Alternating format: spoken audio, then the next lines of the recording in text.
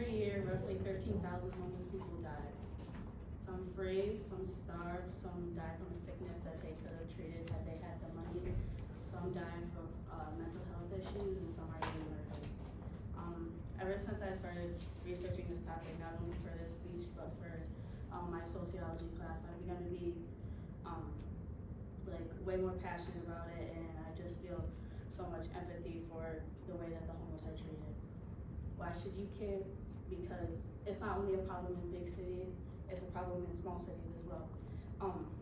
According to J. Douglas Penn, a professor at CMU, there's 151 homeless people in Isabella County. So today we'll be talking about homeless and how to support them. According to the National Law Center on Homeless and Poverty, about 2.5 to 3.5 million people do not sleep in their own home each night.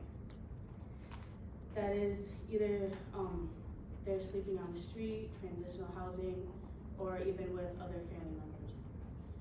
There's two main reasons that people become homeless. I mean, there's lots of reasons, obviously, but poverty and the affordable housing crisis are cited as the two main reasons. And for women in particular, it's domestic violence. Poverty is the biggest indicator for homelessness in families. People have to choose between food and other necessities like paying the bills. The reason why a lot of people are in poverty, I mean, again, there's many reasons, but for homelessness, they can either be unemployed or do not have access to a livable wage. Many are employed not because they don't want a job, but because they can't keep one because they are unable to keep clean or have a good place to sleep at night. And you may see them with signs that say, "We'll work for money," so they do indeed want to work for money. It's just hard for them to keep that job. And the livable wage aspect is due to the minimum wage being $7.25 federally and $9.87 in Michigan, which if you go to the wage calculator and go to Michigan, you can see that with 0 kids and 1 adult, you need $14 an hour to live. And if you add just 1 kid, you need $30.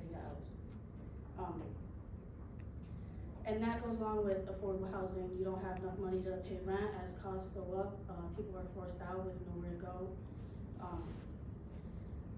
Low-income families have less than half of their income left to spend on other things after paying rent and utilities. And those other things could be childcare, food, transportation, and things like that. There's only so much we can really do ourselves because it's such a systemic issue. We can volunteer, which is very hands-on. You get to help people face-to-face, and it's mostly ran by volunteer work. You can look at the steps to volunteering at the Isabella County Restoration House in Mount Pleasant, and I'm sure there's other places if you live in different areas. For donating, donating is a great way to help the homeless without donating your time. Things that need to be donated are clothes, personal hygiene, socks, which are like gold for homeless. And it's really important to ask what they need because many people will buy new things like personal hygiene products, but they have an overstock of those items, but they don't have a lot of clothes and things like that. And if you'd like to donate food, that is also a great option, and it is important to look up food pantries near you so you can help people in need, not only for the homeless, but for people who don't have access to a lot of food.